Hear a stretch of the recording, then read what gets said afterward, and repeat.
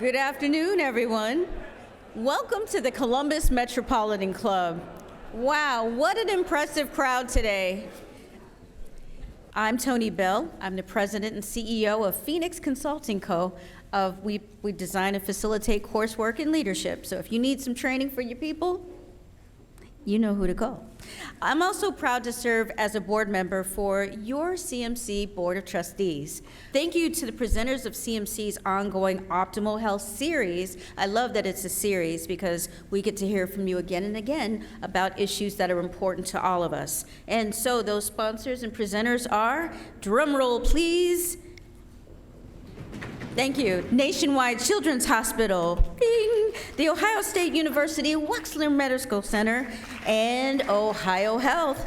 Thank you to the many generous sponsors of today's forum, Epstein, Becker and Green, Mount Carmel Healthcare System, the Health Policy Institute of Ohio, the Center for Community Solutions, Cardinal Health, the Association of Independent Colleges and Universities of Ohio, and the Central Ohio Sector Partnership.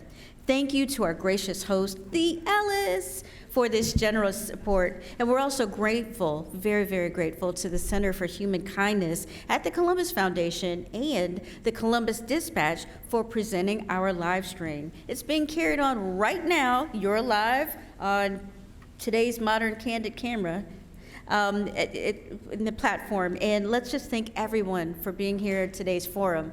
Big round of applause. So today's forum is titled Prescription for Change, Solving Ohio's Healthcare Work Shortage. Few industries in Central Ohio can currently meet their present and future staffing needs. You know that. You go to restaurants, there's not enough servers, you're in a smaller space. You go to the grocery store, there's not enough cashiers. They put in automatic checkout. No matter what industry you go to, there's a worker shortage. But the one industry we cannot afford to be lacking in with workers is healthcare. Right? Because when you need help, you need it now, and we're looking for solutions. So certainly healthcare is among the hardest pressed in those sectors. And our healthcare giants are galloping to keep up with Central Ohio's growth, building new facilities. You've seen those facilities come up, and they will need to be staffed by a legion of trained professionals, including physicians, nurses, technicians, cleaning people, dietitians, everyone, because everyone in that healthcare system is important, right? Yeah. And as reported in the Columbus Business First, our major hospital systems are working to fill more than 2,200 vacant nursing positions right now. 2,200 vacant positions, and our population is continuing to grow. Rural Ohioans, too, are suffering from a lack of healthcare professionals with care deserts. There's food deserts, and did you know that there's also care deserts? Of course you did, you're a room full of healthcare people. But those care deserts leave whole counties without critical specialties.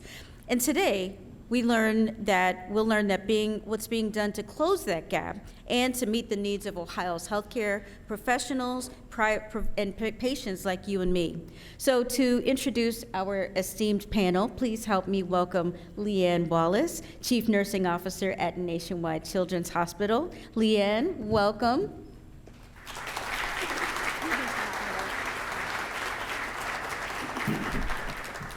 Thank you, Tony. It's an honor and a pleasure to be here today with this very incredible panel of healthcare leaders. I think all of us would agree that these are never before seen or experienced times for healthcare leadership. Workforce challenges that have included, I'm going to say these words that don't like shiver and shrink. Workforce challenges that included the Great Resignation, wage wars, staff leaving to go, you know that word, but we don't say it out loud, post-pandemic fatigue, workplace violence, the list goes on and on. And this has resulted and continues to result, as Tony highlighted, ongoing difficulties just to maintain normal operations. Nationwide Children's experience these very same issues. And given the sold-out nature of today's event, I'm kind of sensing that you guys have experienced the same thing as well.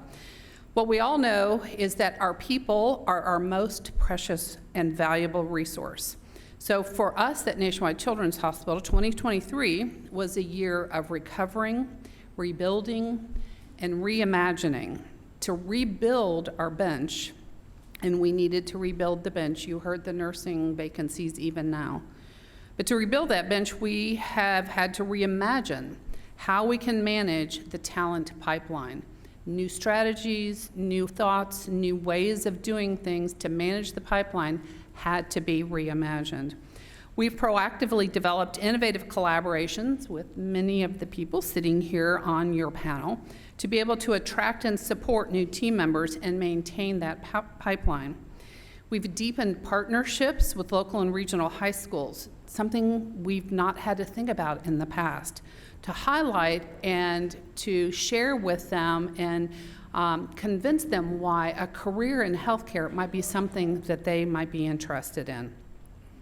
And we've had to have a laser-like focus on retention of this precious resource, with an awareness that this new workforce has new and different needs and very different expectations than workforces that we have experienced in the past. So I'm looking forward to our conversations this afternoon, and I know you are too. And now it is my great honor to introduce today's distinguished panelist. So please help me welcome Dr. Todd Ambrosia, President of the Mount Carmel College of Nursing.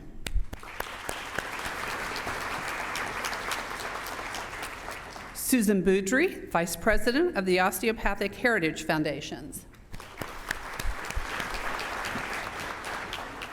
Dr. Karen Rose, Dean of the Ohio State University College of Nursing.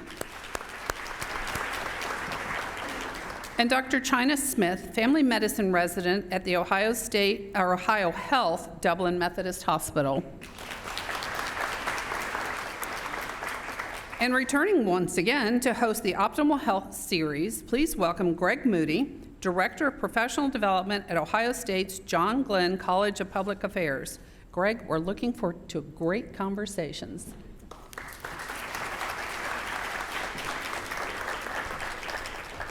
Thank you, Leanne. Currently, more than 2 million Ohioans live in an area where only half the need for primary care is met. It's more than primary care doctors. Other shortages include dentists, nurse, home health aides, mental health care professionals. Our panel today represents doctors and nurses, but also consider this: more than 5 million Ohioans, nearly half the state's population, live in an area where less than 1/3 of mental health care needs are met. Healthcare worker shortages create gaps in vital services, leaving many Ohioans struggling to access essential care. Delayed diagnoses and treatment can worsen existing conditions and lead to poorer health outcomes. Rural and underserved urban communities already facing limited access are hardest hit, widening the gap in health equity.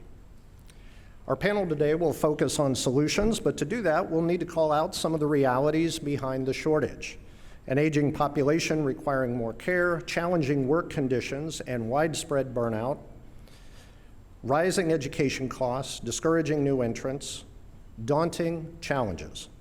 But our panel has dedicated themselves to tackling these issues, and I look forward to the conversation. So let's start.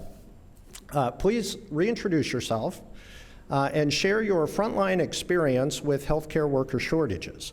What is the impact you've seen on workers and patients? Todd, do you want to start? I'm Dr. Todd Ambrosia. I'm the president of Mount Carmel College of Nursing. I'm here all of about 10 months. I just relocated here from New York City last May. And challenges, yes, experienced in New York through COVID. I think that's where the pinnacle of the shortage began for me, and has been pervasive to the point of landing here at Mount Carmel and seeing that while the population is larger in New York, it's just as much of an impact here with the shortage at Mount Carmel.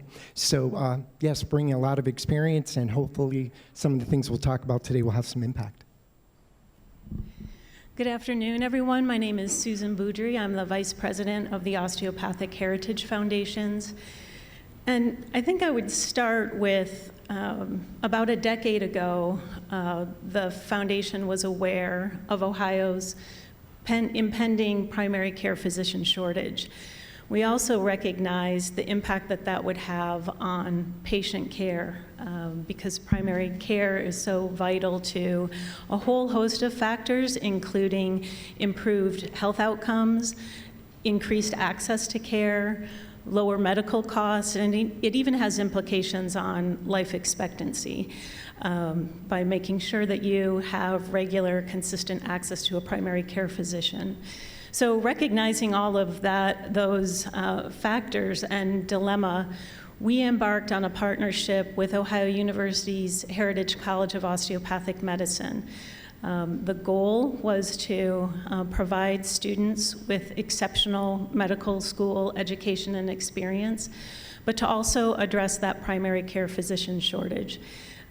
We just received the most recent report reflecting that partnership, and as of today, in 2023, the graduates of the medical school at the Heritage College, 50% of those were placed or matched in primary care, and Ohio University's Heritage College of Osteopathic Medicine has become the largest private medical school in the state. Hi, everyone. I'm Karen Rose, the Dean of OSU's College of Nursing. So I've been a nurse for a long time, longer than probably many of you have been living. But anyway, it's been a fabulous, fabulous career. I started clinically in coronary care, in taking care of patients who were trying to survive at that time, cardiovascular conditions. I've also worked in long-term care settings in nursing homes. And so I've worked really across the spectrum, if you will, of healthcare sites, and have seen firsthand, really, the devastation, if you will, of the impact of nursing shortages on nurses having the ability to provide the level of care that they desperately want to provide. So fast forward, and now here I am, a dean of a college of nursing, and I understand now what the pipeline looks like and why it looks like it does on the other end. There are pipeline issues from who we are seeking to admit into nursing school, to who we have as potential teachers, instructors, expert clinicians for these nursing students, to the impact of needing clinical sites for our students to be able to practice, and then certainly on the outer end too, this notion that, nurses, if you know one nurse, you might know one nurse. So nurses work at the bedside, nurses are nurse scientists, nurses may have provided you with anesthesia, a certified registered nurse anesthetist.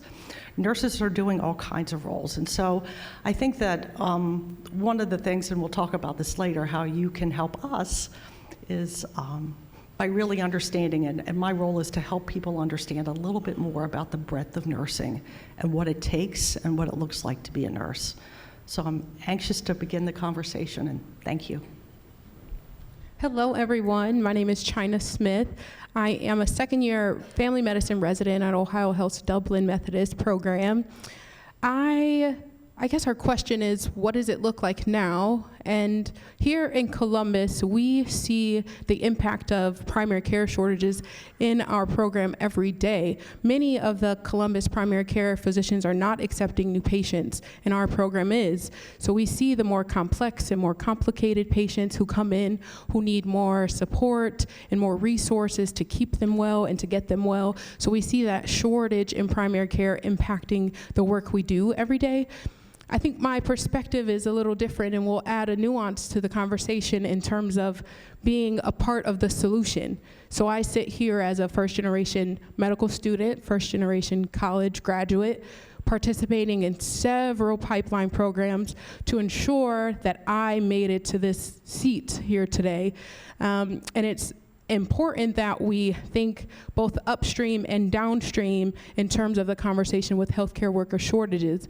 People that use their time, their talents, their treasures to help me get to where I am that started in high school, and then support in college and support in medical school, and a program director that's here today supporting me so that I can participate in conversations like this. So some of it is short-term goals and some of it is long-term goals. So I'm excited to be on the panel here with you all today. Thank you. Thank you. And China, let's stay with the conversation you introduced. You're all involved in education in some way. Are there enough students in the pipeline? How early do you start? Is cost and debt a deterrent? If you shift gears into the solutions you're pursuing to overcome those challenges, what's that conversation like? So I think I have a couple perspectives, and it's going to be a fun time today. I'm really excited. One thing I want to start with is representation matters. So I didn't know this until I was much older, but both of my pediatricians were Black females. So growing up, there was never a doubt in my mind that I could be a doctor because my doctors looked like me. I didn't know my mom searched the whole county for the one Black female pediatrician, and when she moved away, searched again to find the second one. But the confidence that I have is because I never doubted.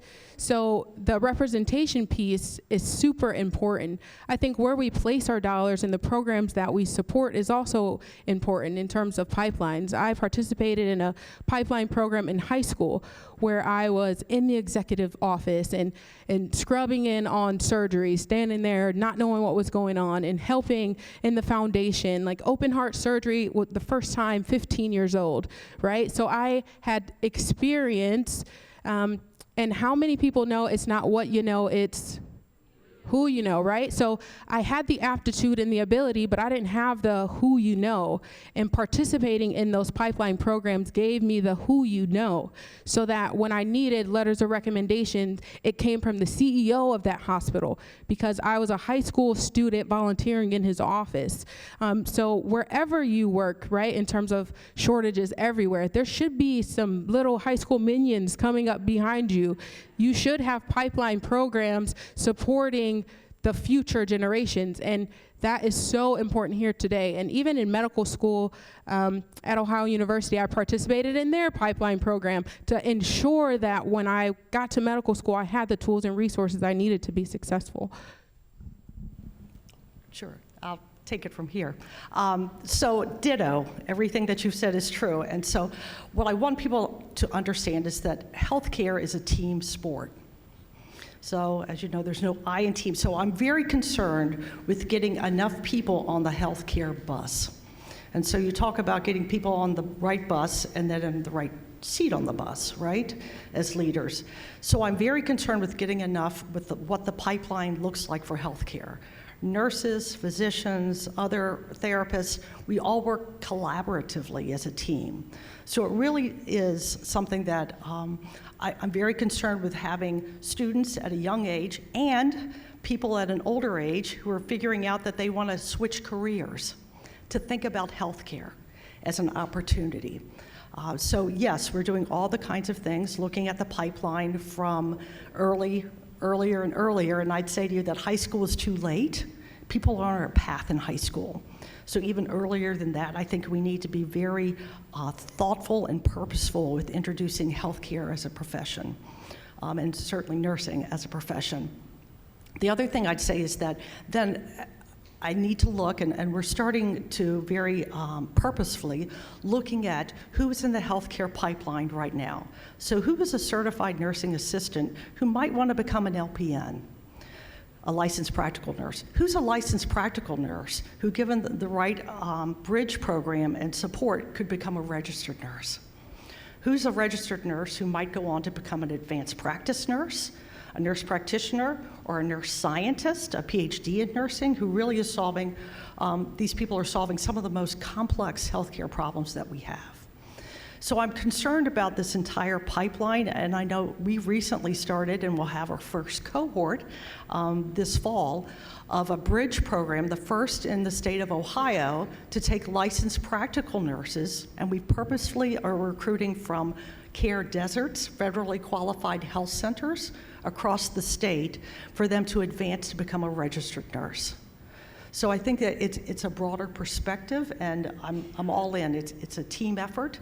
But I wanted to give you a sense of some of the different ways. It's not just looking at high school students. It's repurposing people and giving them opportunities to see a bigger place for them in the healthcare pipeline. And I would agree. On timeliness as well, starting sooner. I mean, we're in the elementary schools and the middle schools prior to high school, because I do believe high school's a great time to start to propagate the seed that's already been planted in elementary and middle school. As we look at programs like the bridge programs, LPN to RN and BSN and higher, I think we have to look at challenging our colleagues that are outside of the healthcare arena that are working with us every day in dietary and environmental services, and allowing them to understand the need in the healthcare arena, the patient provision arena of the healthcare environment, and help to manage upward mobility, professional development in programs like our second degree program, persons with other degrees to move into nursing for the first time, in their 40s and 50s. Because the challenge is right now is understanding not only the shortage that occurs within nursing, but also the allied health professionals that are working alongside of us. Because if there are less of them to support us and resource us, and in return, there's going to be less of us as nurses and other professional healthcare providers. So I think it's an understanding of the greater picture of the dearth of healthcare providers and professionals. And I think that interchange, the understanding of what we need and when we need to start and how we engage and keep them engaged is very important. I would just add a couple of thoughts, kind of building off of what China said. I know, for example, in addition to some of the high school age programs that Ohio University supports in terms of building that pipeline and encouraging new people to enter the field, there's been a recent partnership between the Heritage College of Osteopathic Medicine and ETSS here in Franklin County. ETSS serves the immigrant and refugee population, so trying to encourage and address that issue of representation and encouraging new Americans to consider healthcare as a profession and a field. I think there's also been some really exciting, as of late, new efforts. I'm thinking about Columbus State Community College and their effort to really shore up some of those kind of allied health professions that are essential to healthcare in a really innovative way and in a partnership with Ohio Health. And the goal within that program is over a 10-year period to really be able to double the amount of people participating in those programs and graduating with those degrees, but also having a lot of support along the way to make sure that people can stay in the programs, that it's not one life event, a flat tire, unexpected medical bill that derails somebody's career. So there's been some innovative thinking around what does the continuum support need to look like to really help people on their career pathway. I want to say something, and it's going to ruffle some feathers, and it's going to be great. Because what we say often is not enough people going into the pipelines, and a part of that is true, yes. But there's also an issue with not having enough, and I think Karen touched on it briefly, not having enough care sites for nursing students to go to or medical students to go to, not having enough nurse teachers or preceptors for these students. So then at the beginning, people who would want to go into nursing or want to go into medical school are weaned out. It's kind of always been in medicine a wean out field where we have these super hard classes that have nothing to do with nothing, like organic chemistry and physics. that you might use one thing one time and then ask any doctor who's been out, they don't even remember any of it, and now you can just ask AI what the answer is. So some of those things like weed people out who would want to go into medicine or want to go into nursing and then no longer have the opportunity. Picking up on what you're saying, getting them there is one thing, but keeping them in practice is another. And it's that retention after transition to practice. We're seeing huge challenges, as you know. And I think it's looking at the lived experience of that new nurse, at whatever point it might be, whether they're a new generalist nurse at the bedside or in advanced practice. How can we engage appropriately with them to keep them engaged, keep them with us longer? I think, Leanne, you would understand in terms of nurses coming in and you're challenged because they're working 3 or 4 months and they're leaving to go somewhere else. You ask them why. It's either more money or they're challenged because they don't have the right amount of resources. The nurses that they're working with or reporting to have less experience than those in the past in terms of those who are mentoring and leading new students and nurses transitioning into practice. So on retention, let's go into some detail. There are 224,000 licensed registered nurses in Ohio, but only 130,000 are employed as an RN, about 60%. What happened to the other 40%? Is there an opportunity to alleviate shortages simply by improving work conditions and retaining qualified workers? Yes. There. So absolutely. So I think the numbers can be a little deceiving as well. Some people who have retired still maintain an active license. So the notion is, how do we get some people back? And many people through COVID, registered nurses, chose another field. And so how can we bring them back? Are there opportunities to work remotely? Are there more part-time opportunities? Are there opportunities that we have in the education space where we could bring these people back, retool them, or re-educate, and really make them productive and really have them have a quality of work experience that they truly enjoy. So I think there are incredible opportunities to retain. I know that many of our partners, the Medical Center, Nationwide Children's, all of you are doing your darndest to continue to elevate nursing and healthcare at the bedside. I know that wages have increased and benefits have increased and all kinds of good things. And at the end of the day, what I understand, and data will support this, are that nurses leave the bedside because of the culture in an environment, that they can jump here or there and get another $1 an hour or whatever that is. And I'm not suggesting that wages aren't important, they are. And I'd suggest too that really opportunities, a mutual feeling of respect, that what the work that they do matters, is really incredibly important. And so I know that many times, as an example, grateful patients, I'll just bring that up, that grateful patients often come back to hospitals, healthcare environments, and say, the nursing care that I received here was awesome. What can I do? And too oftentimes the answer is, nurses like chocolate and pizza. And I'd suggest that nurses also like opportunities to continue to learn and grow through continuing education, to travel to conferences, to have other opportunities to continue to lead in their organization. So I say that a little bit tongue-in-cheek, but I want people to know that there really is, we all win if we elevate healthcare providers. And I say that without, I won't get a dime of that, right? I will not get a dime of that, and that's okay. My role is to help elevate the profession of nursing. And if I can do that in some way, we all win.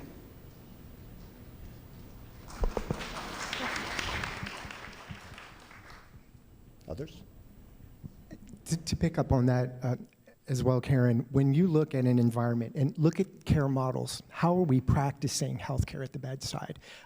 Looking at a pilot that we have at Mount Carmel at Grove City, going back to that team nursing model, been investing the virtual nurse. So we've got the virtual nurse coming into the rooms virtually, and we also have the care team at the bedside, whether it's the provider, the multi-skilled technician, LPN, with the RN as well, and managing that care as a team, and looking at an elevation in morale and in those types of environments where you do have support and resources. But what can we do as well to pick up on that and maintain that? And to your point, make sure that there's professional development, a genuine understanding of the nurse's lived experience at the bedside, and attending to their needs and resources appropriately. I think it's constantly understanding that and changing with it as it changes, where we can be able to impact our retention and move forward through and bring nurses where we need them to be with us for a long time, doing what they do well to engage in patient care and community health. I'm hearing culture and work conditions and supporting that. But I'm going to push a little bit on wages. You have a group of health systems here. Are wages important as it relates to addressing healthcare worker shortages? Yes. All in favor? It is important. It's about livelihood. And when we do that, we humanize people. And I think most of these organizations are doing that. The problem when we talk about wages in medicine, especially with nursing, is one, nurses are a liability. So physicians are making money and nurses are not. And then in the grand scheme, we're talking about solutions here. In the grand scheme, it all needs to be fixed. It all needs to change. We spend more money in this country on healthcare than multiple other countries combined.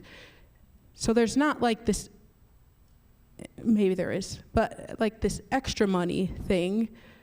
But in terms of solution right here, right now, things like seniority incentives, when nurses are at Ohio Health, for instance, for longer than 2 years or 5 years, and then you don't have to float, or you get extra weekends off. Like some of these incentives that keep nurses when addressing the wages has already been done. Me again?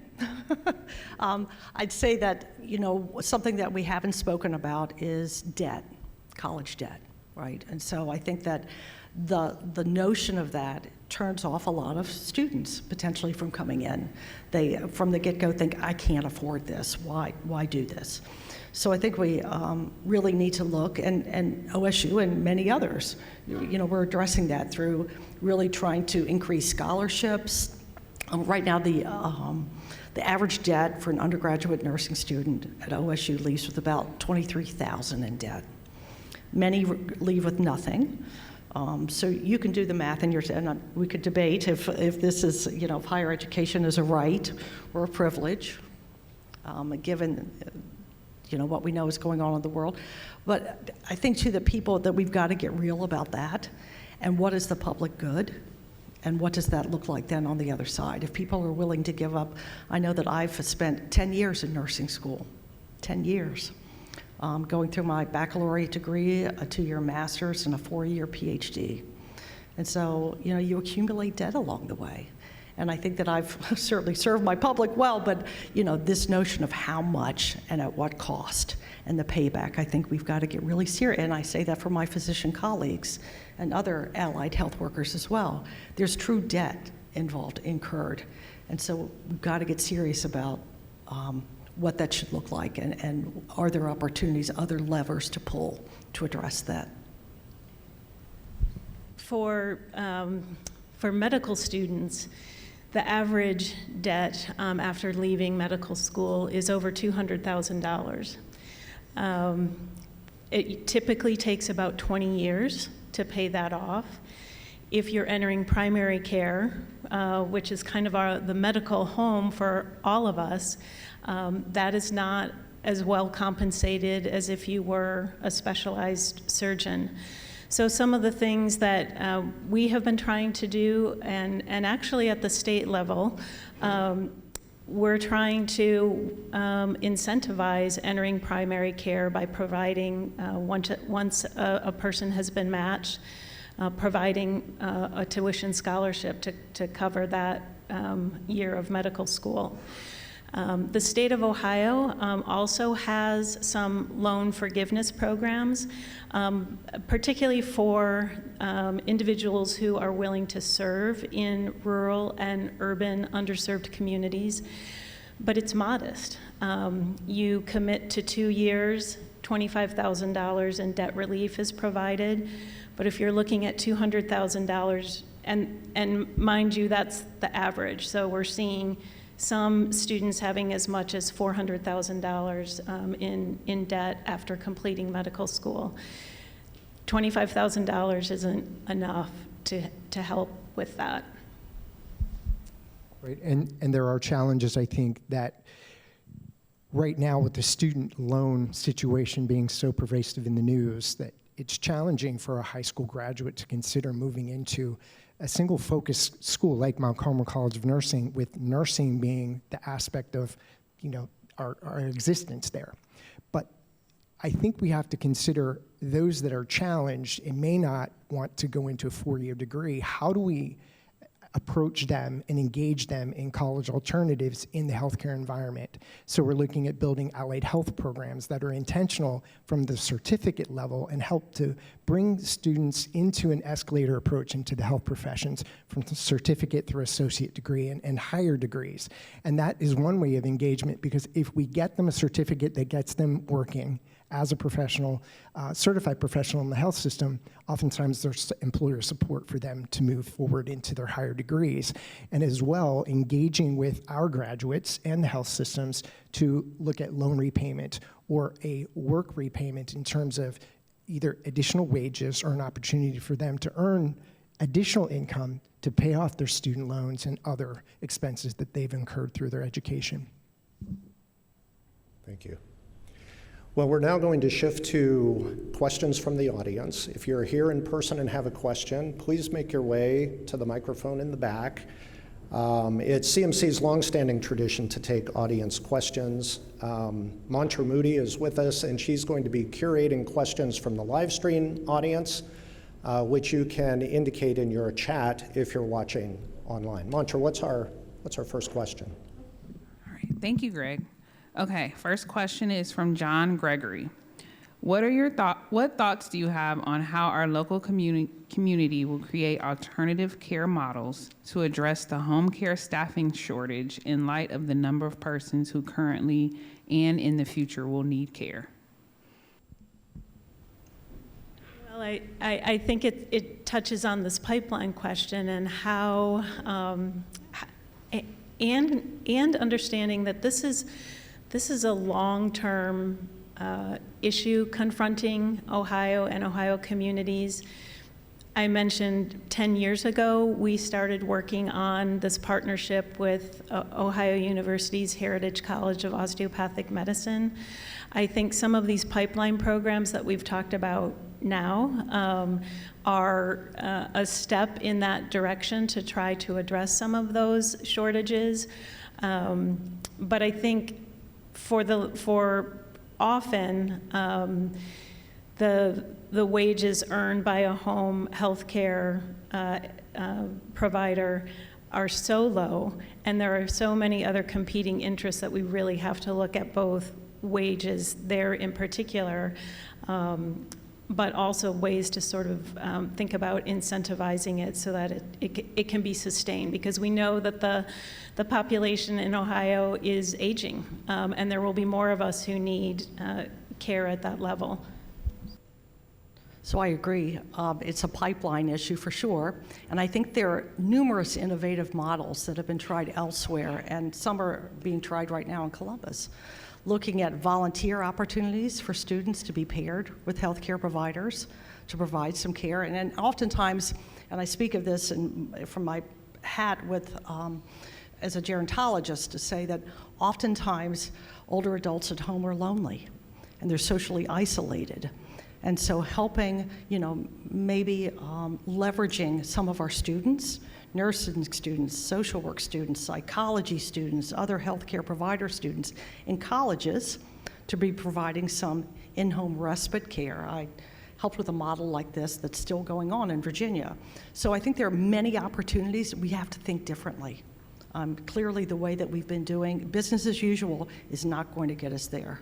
So again, I think that there are pipeline issues, and we really need to think very differently about who's providing care, what models providing care, and really be laser focused on what people need and what they want, not what we want for them.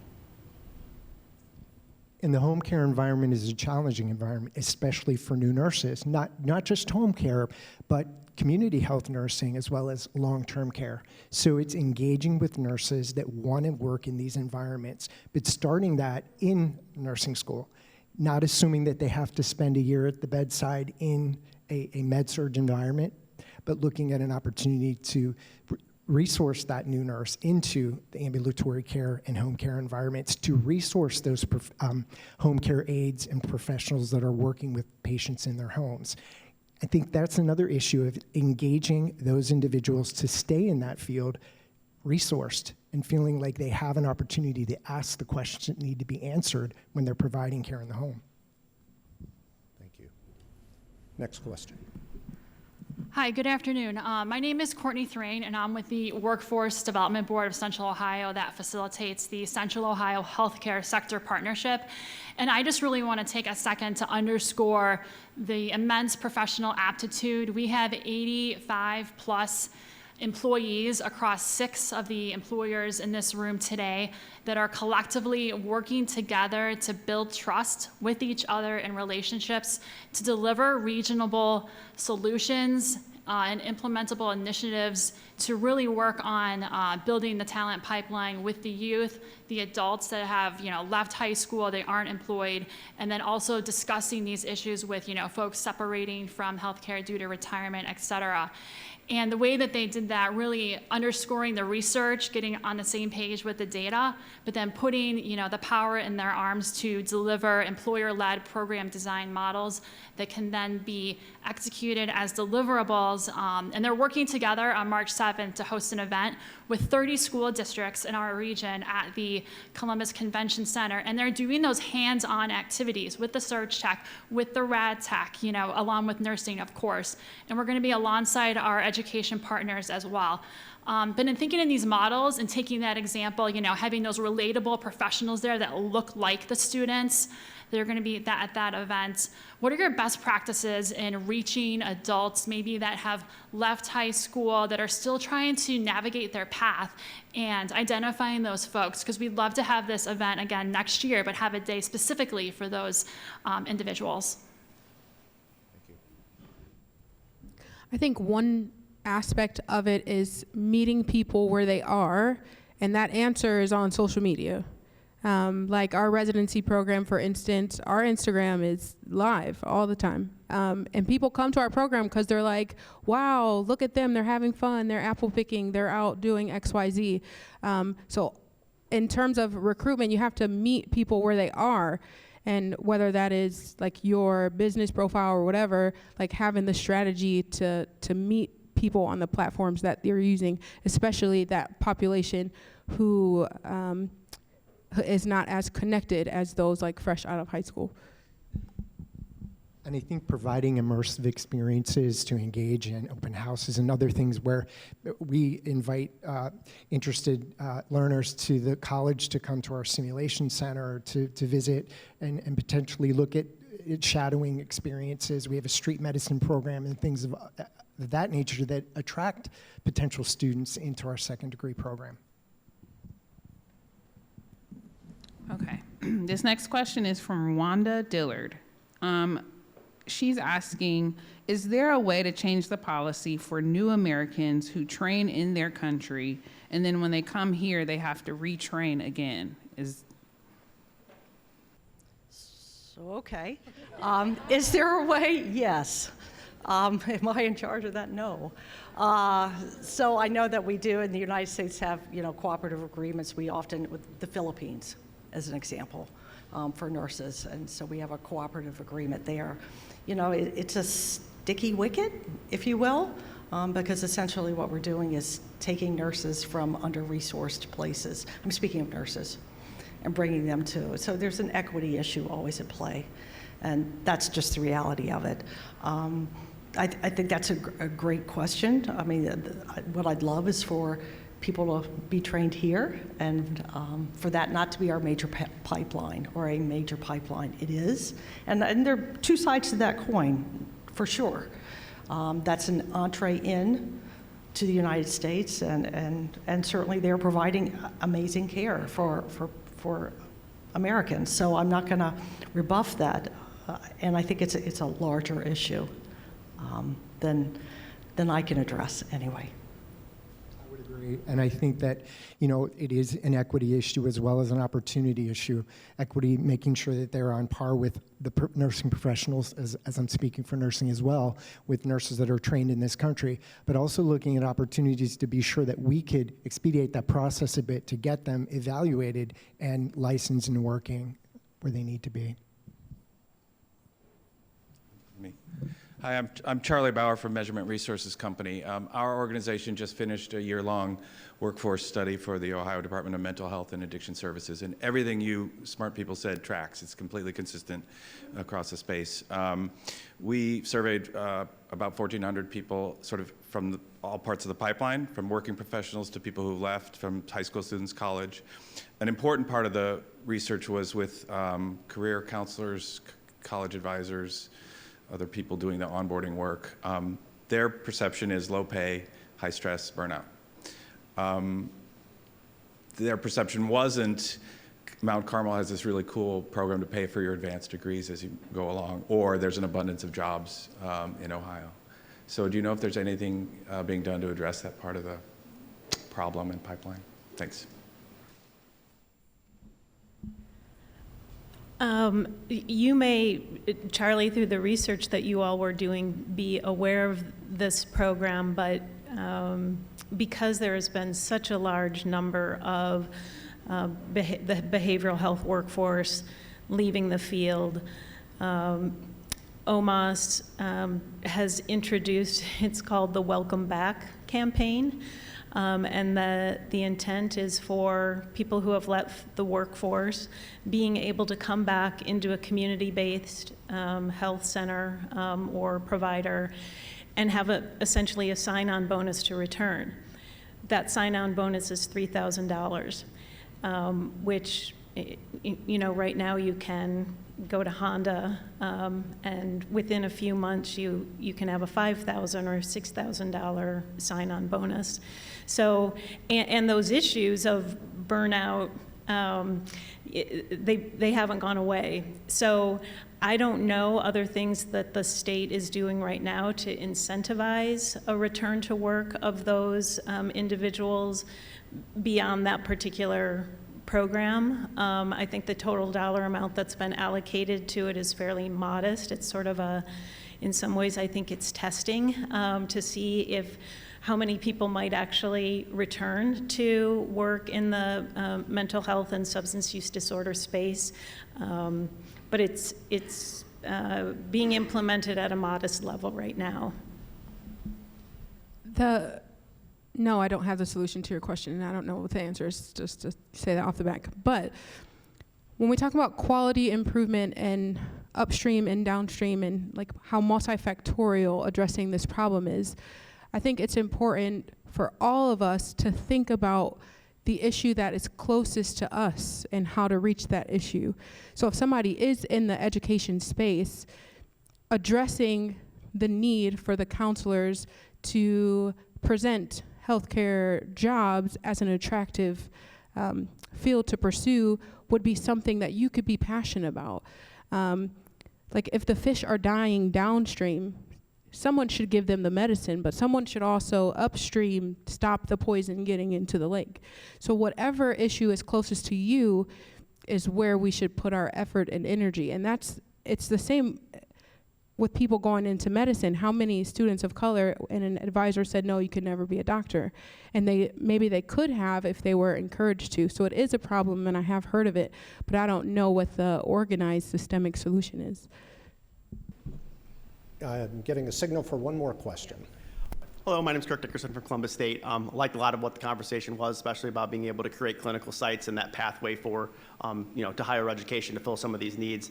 One of the things that we're starting to see is that, our enrollment's starting to turn the corner, but it's really about access, and especially due to the pandemic, we're seeing a lot of learning loss coming from the high schools, and not due to no fault of their own. They had to deal with the pandemic. But that lengthens that timeline to be able to start your educational, your educational program. I was wondering what responsibility or what do you think that the health sector and everybody in this room might be able to do to help with K-12 to be able to get those students college ready before they hit 17, 18 years old, so they're not having to take those developmental courses and that they're able to move into those programs quicker? So I'll start. I think my mantra is kind of help us, help you. And I think that's Jerry Maguire, but nonetheless, I'd say that this is a team sport. And so I think, for today, let me give you an example. I took an Uber today to a location, and the woman who was driving from a historically underrepresented background, we just got to talking. Oh, you're at OSU? Yeah. What do you do? I'm in nursing, blah, blah. And well, her daughter would like to go in biology. I said, well, that's awesome. Would she consider nursing? So I think that we all have to be advocates. And I will tell you, people at the airport, would you like to be? And in fact, someone here today, I misunderstood and thought they were saying that they were leaving, but they said leading. And I said, would you like to be a nurse? And anyway, so I think that it's, and so this daughter, the Uber driver's daughter, said that, well, no, she wants to do clinical research. Oh my gosh, that's nursing. No one does more clinical research than nurses, right? So I think it's this notion of, please help us I think we've got to flip the switch, right? It's not doom and gloom and burnout and horrid. It's incredibly giving. It's incredibly, heart-provoking. It's an amazing career. And people were in all of the healthcare, physicians, anyone. And so really helping people see that there is a path, whether it's from being a community health worker, and if that's their path to move forward, whether it's an LPN and you can get that in high school, how do they move that forward? But I think too often people rely on Grey's Anatomy and gloom and doom, and that's not what we're about. So I think help us help you, and we all rise. Well, I wish we had more time. It goes so fast, doesn't it? I am struck as we're wrapping up by the abundance of resources we have in our community. We have an abundance of expertise on our panel from our questioners, the people in this room.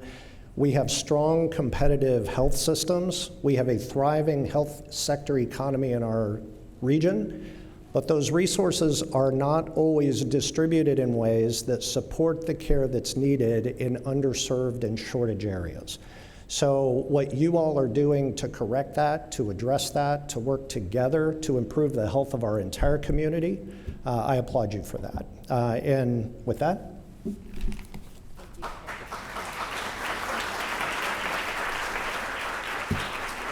Wow. Well, everyone, I hope that you found today's forum a team sport that you are part of. I think you know that not only are you a part of that team sport, but you play a really significant role in it.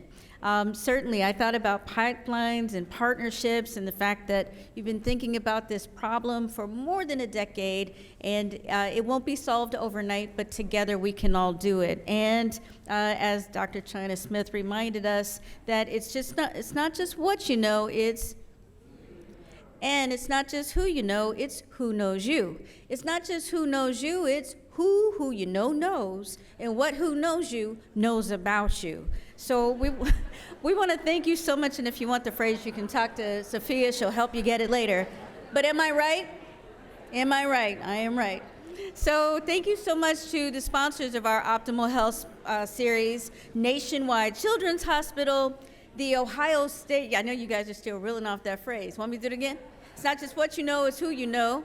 It's not just who you know, it's not just who knows you, it's who you know knows, and what who knows you knows about you. You're welcome. So again, thank you to Nationwide Children's Hospital, the Ohio State University Wexner Medical Center, and Ohio Health. And thank you to our generous sponsors for today's forum, Epstein, Becker, and Green, Mount Carmel Health System, the Health Policy Institute of Ohio, the Center for Community Solutions, Cardinal Health, and the Association of Independent Colleges and Universities of Ohio, and finally, but last but not least, the Central Ohio Health Sector Partnership. We also want to thank the beautiful Ellis for this amazing space. Thank you to our seat patrons and the Center for Human Kindness at the Columbus Foundation and the Columbus Dispatch for presenting today's live stream. And a very special thank you and vote of appreciation to today's panelists, Dr. Todd Ambrosia, and everybody say, welcome to Ohio. Yeah, so glad we stole you. Please stay. Susan Beaudry, Dr. Karen Rose, Dr. China Smith, our introducer, Leanne Wallace, and our very, very thoughtful with this questions, thoughtful with this preparation, Greg Moody. Now remember, there's a Wednesday in every week, and so since there's one next week, there's another forum, and it's called, Is Public Art a Public Good? And it certainly is, I say yes, but we'll talk about why then. So thank you again, everyone, and we certainly could not do this without you. Have a great afternoon.